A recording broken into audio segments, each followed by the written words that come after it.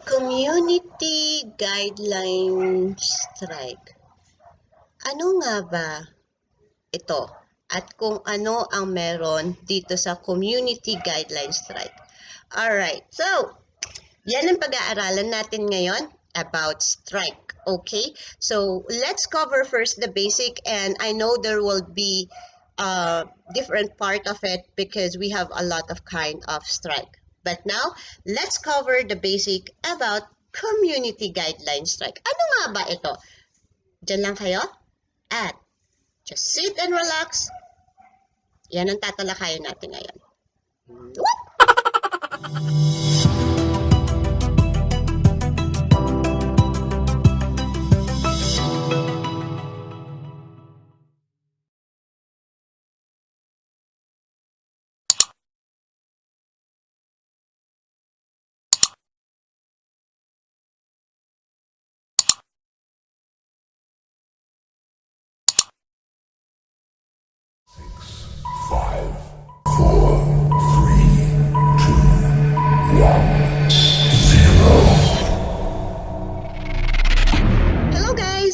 My name is Sweet Escape. Once again, this channel is for you guys where you could learn, you could be educated being a starter of a new YouTuber, most especially for the starter as well.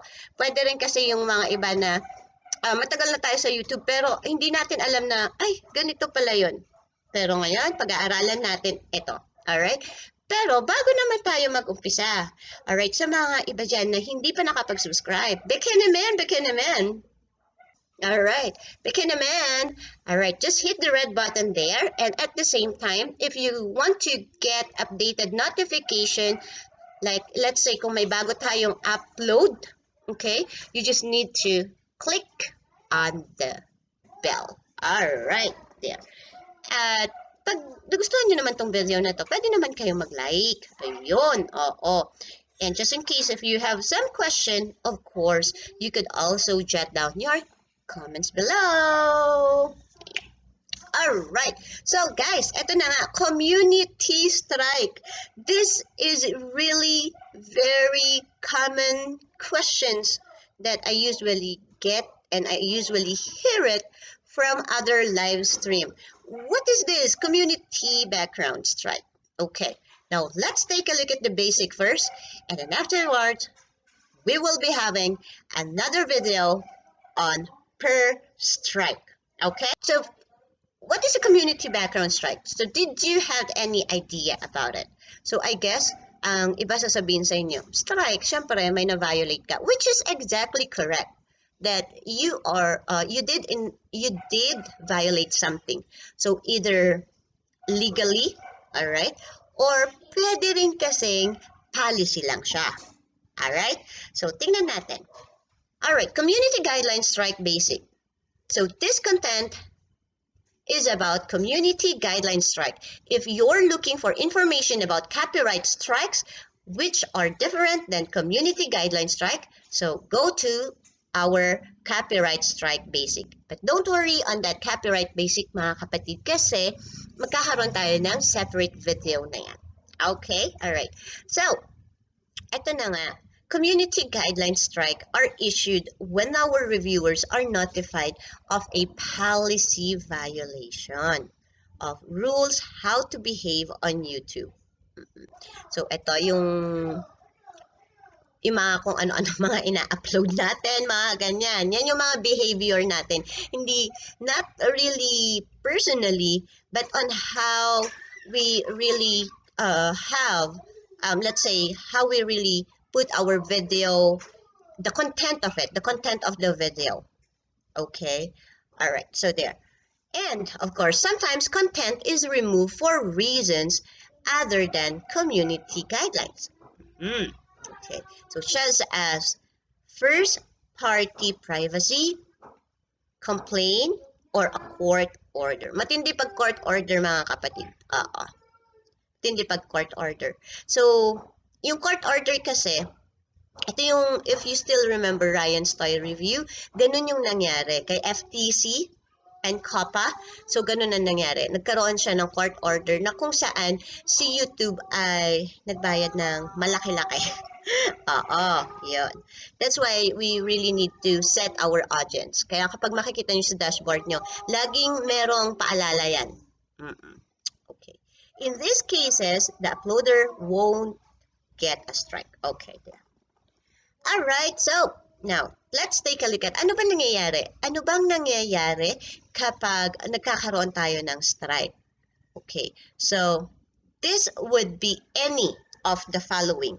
Okay, so first is that if strike is issued, si YouTube naman, talagang he will let you know. He will let you know through email, notification, on mobile or desktop as well. Yes, there. Okay. Or channel settings. Makikita nyo rin yan dun sa may taas ng dashboard ninyo. Mm-mm. Ayan. So, we also tell you, so they also advise you if what content was removed. So, yan yung una. Pangalawa, kasi specific content lang yan, hindi naman na yung buong channel agad buong channel. So yun, so depende kasi case to case basis. But for this one, it's more on content. So what content is removed? Second is which policy it violates. So ito yung which policies violate. Nakita niyo dyan yung example pa nga niya, yung adult content or violations. Violence, sorry. Violence. Guys, isa sa mga advice ko, we need to avoid uploading videos na violente because it might endanger your channel. Although alam natin na merong may mga bagay na mga nangyayari, okay, dito sa mundo, okay, I don't want to have the topic which is America and Iran, but I'll give you a different example. Okay, let's say may nagsaksakan dyan sa may daan, tapos talagang finiture nyo buong buo without any blurring of it. Walang blur sa mga, sabihin natin, mga blood flow, yung pagsaksak, yung ganon. Guys, it would endanger yung channel nyo.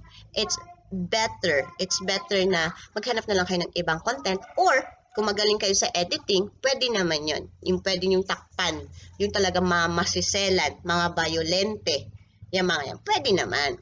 Oo. But think about this, guys. Matagal nang napagtrabahuan ang channel. It's really a hard work, right? It becoming a part of our life, of our living already in growing our channel. Tapos sa isang iglap lang na may in-upload kayo na isang video, 'di ba? Oo, sabihin natin nag-trending, pero bigla naman na-terminate yung channel mo, 'di ba? Masaklap. Ayun. So, yes, just be careful on the content that we upload, okay? No to violence talaga. Ayan. No to violence, harassment. But don't worry, pag napag-usapan natin ang copyright strike, ang tawag yan? Ito na naman, naglo-loading na naman ako. Mabibigyan natin yan ng focus. Okay. Yeah. Alright, and the next is how it affects your channel. So, yan, how it affects your channel, what you can do next. So, it could also give you recommendation. Okay? So, if your content violates our community guidelines, here's how it affects your channel. So, ayan. So, meron din siyang mga tips. Kaya nga sabi ko sa inyo, maganda talaga nagbabasa din pag minsan. Or, kung alam natin, pag minsan busy tayo, pwede rin tayong tumingin ng mga bagong update kay YouTube, yung mga videos na mga ina-upload ng mga creator na mga nagbabasa din. Na tulad ng educational channel na katulad nung sa akin na tungkol kay YouTube. Pero every Sunday, premiere nga lang. Oo. Kasi kapag weekdays, usually, ang ina-upload ko is product review. I love researching kasi. Ayun. Okay, but anyway, alright, so we have here a warning from YouTube. So sabi niya, we understand mistake happen and you don't mean to violate our policy. Oo. Siyempre, lalo na pag malaki na yung channel mo, di ba? Pag minsan kasi wala ka namang intensyon na ma-strike or anything na ano, lalo na kapag hindi natin masyadong gamay ang policy ni YouTube pagdating sa mga strikes na yan. 'Di ba? Or claim na yan. 'Di ba? Nung bago naman tayong YouTuber, hindi naman natin alam yan eh. Oo, pero nung nandun na tayo sa loob ng YouTube na unti-unting lumalaki yung subscriber natin at saka mga watch hours natin, unti-unti rin natin nalalaman na, may policy pala ito na dapat pala nating tignan. So, yun. So, kapag na-violate natin, meron pa kayong iba, na-violate nila, dun pa lang nila malalaman na mali pala yun. So, yun. But anyway, that's why the first violation is only a warning. So you can also have a warning. Okay, so note that you'll only be warned once, and this warning will remain on your channel. All right, the next time your content is found to violate the community guidelines, you'll get a strike. Ayan, ito yung pinakamabigat, kapatid, yung strike na siya. If you think we made a mistake, you can appeal the warning. Pwede naman tayo mag-appeal, mga kapatid, kapag halimbawa, in-strike tayo. Ito na yung copyright strike na tinatawag. Okay? Not copyright claim, ha? Tsaka na natin pag-usapan yung copyright claim. Basic muna tayo. Pag copyright strike naman, pwede naman tayo mag-appeal na, sabihin natin na dapat hindi siya na-strike. Kasi hindi naman, sabihin natin yung sa mga audience selection na talagang pangbata talaga siya. So, kailangan natin magkaroon ng defense na convincing talaga. So, convincing. Okay? Hindi yung basta sa haka-haka lang. No. So, kailangan convincing siya. Dapat i-ano mo talaga na hindi. Pang-ano siya, pang-bata siya kasi it's like this, it's like that. Kasi pwedeng in-strike ka ni YouTube kasi sabihin niya na hindi siya pambata. Ayan. Okay. So, yun. So, first strike. Let's take a look at first, second strike, and third strike. First strike. If we found your content doesn't follow our policies for a second time, you'll get a strike. So, magkakaroon ka muna kasi ng kapatid, sa community background. Ang tawag kasi doon is community background strike. Ito ay yung paalala pa lang siya. Warning pa lang siya na, etong video mo na ito, parang etong video mo na to, medyo delikado to. Pero the next time, hindi mo na kita i-strike. Pero the next time that you're gonna do this one, you would have a strike. Okay? So, yon. Alright? So, yun yung tinatawag natin, community background strike. Okay? So, there. So, what if, ito na nga yung nangyari, nagkaroon na ng first strike. If we found your content doesn't follow our policy for the second time, ito na yung second time, okay, you'll get a strike. So, ito na yung first strike mo. Okay? This means you won't be able to do the following for 1 week. Okay. So, ito ay either upload videos or live stream or stories. Okay, so any of it. So, depende kay YouTube kung anong decision ng manual review nila. Okay? Second is to create custom thumbnails or community posts. Okay, ang community post, kapatid, ito yung kapag nagkaroon ka na ng 1,000 subscriber. Congratulations and celebrations. Uy, 1,000 subscriber, mag-o-open na itong feature na to na meron ka ng community. Itong community na to, ito yung kung saan pwede kang mag-post doon. So, dito ka pwedeng mag-post ng mga, halimbawa, if you do have an upcoming live stream, okay, you could post there the date, the time, or you do have videos as well, pwede mo rin i-post din doon para yung mga followers mo, alam din nila. Alright, so hindi lang so ibang social media ang pwede natin gamitin. Pwede rin natin gamitin ang community natin, lalo na sa mga followers natin na mga nag-hit ng mga bell notification. Kaya nga sabi, let's move on. Okay, so yon. And then another is create, edit, or add collaborators to playlists. Add or remove playlists from the watch page using the save button. Aso. Ingay ng aso! But anyway, ayan. Full privileges will be restored automatically after 1 week period. But your strike will remain on your channel for 90 days. So 90 days. Okay, 90 days. Ayun na, 90 days. So kaya kapag may strike na kayo, guys, magpakabait muna. Okay? Hintayin nyo mag-expire. Ayan. But anyway, we also have second strike or strike 2. Okay. If you get a second strike within the same 90 days period as your first strike, you will not be able to post content for 2 weeks. Okay? So, ito 2 weeks nang pinag-uusapan. Yung first strike is 1 week only. But for this, pero actually, 1 week only, only talaga. Parang matagal din kasi ang 1 week eh. Lalo na kapag lagi ka nagla-live stream, diba? So, yan. So, the second strike is 2 weeks. Alright? If there are no further issues, full privileges will be restored automatically after 2 weeks period, but each strike expires 90 days from the time it was issued. Okay? Ayan. So, yan yung sa second strike.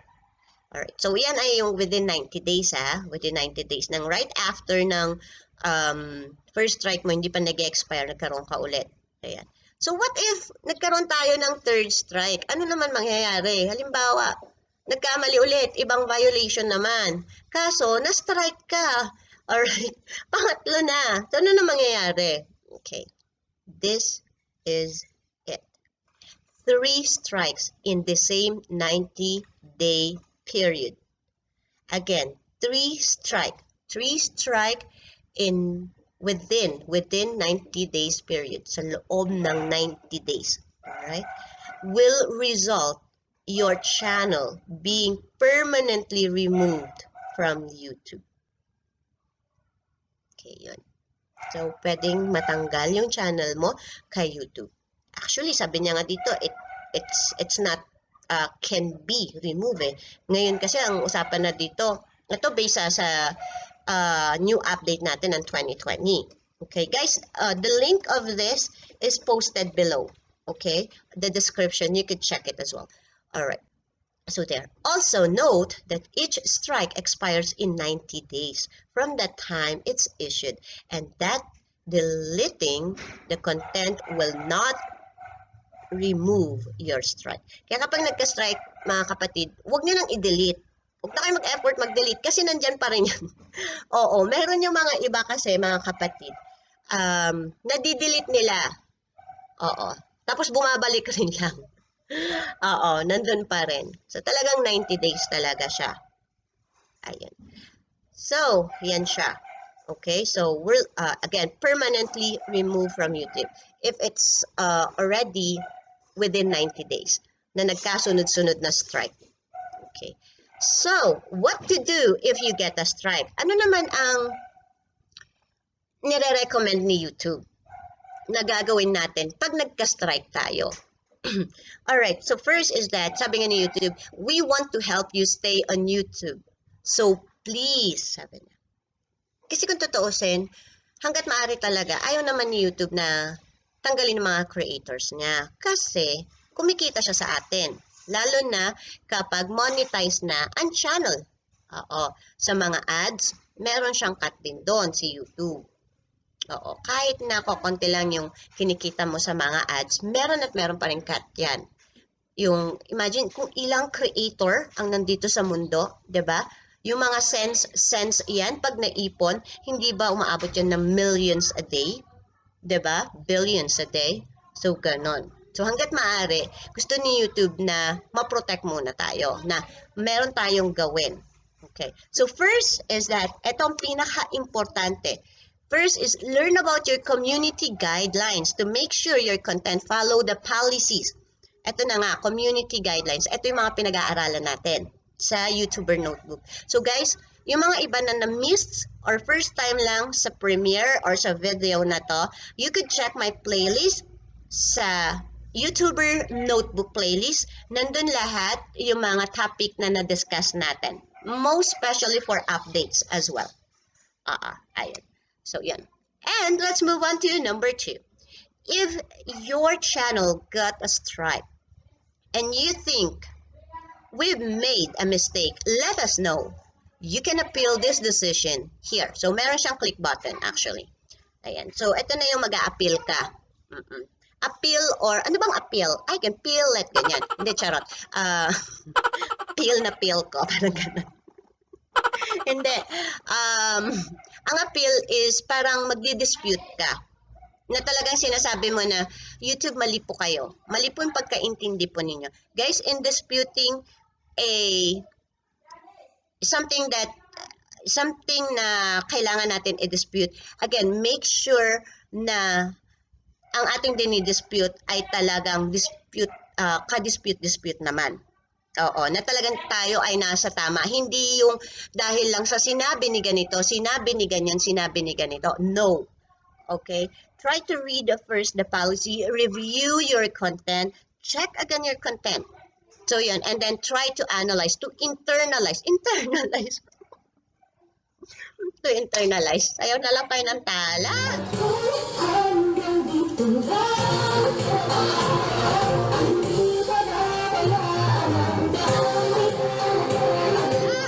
Tala. Oo, yan. Kapag sa tingin nyo mali talaga kayo, isayaw nyo na lang yan ng tala.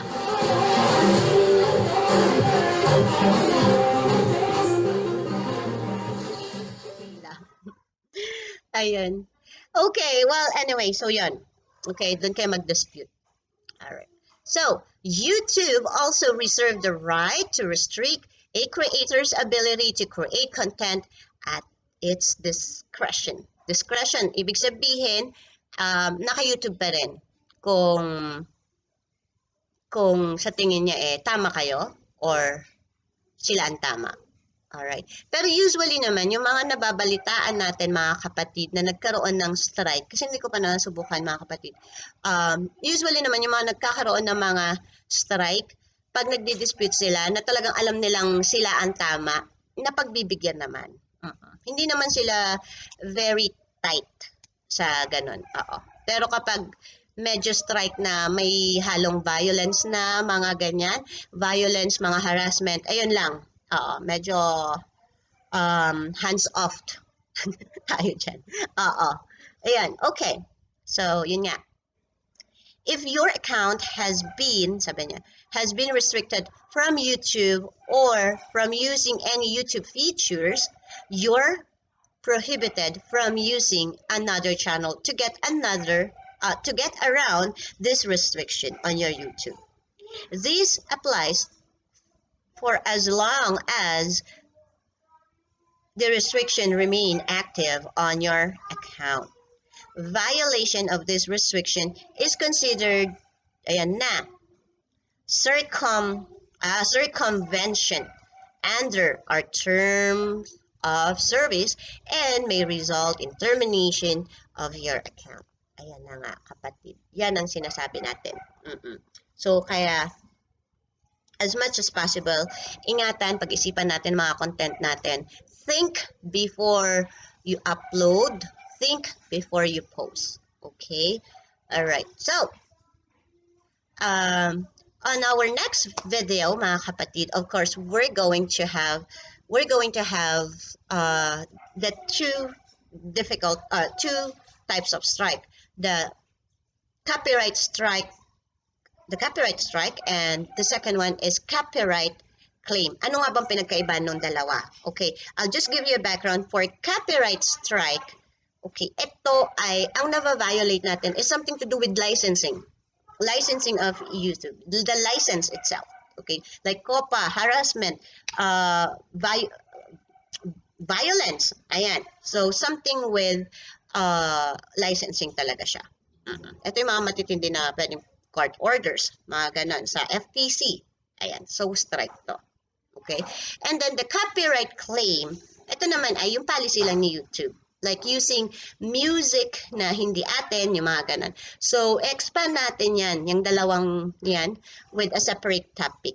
Okay, so guys, I hope may natutunan na naman tayo sa ating topic ngayon. Alam ko medyo mahaba ang topic natin ngayon. But anyway, I hope that I have shared a lot of things na makakatulong at makakabigay linaw sa inyo tungkol sa community guidelines strike. So these are still the basic, guys, all right? But don't worry, take it easy, okay? Just be natural, all right? And of course, guys, ito, papaalala ko sa inyo, being a YouTuber is not that easy, okay? First is that you need to have a dream. And then if you have a dream, you would be setting your goal. Once you have your goal, you're going to work hard for it to be a successful YouTuber. All right? So guys, again, thank you for being with me about this video, YouTuber's Notebook. I hope that I could see you on my next video or next premiere. All right? So let's move on to our shout out. Thank you and goodbye.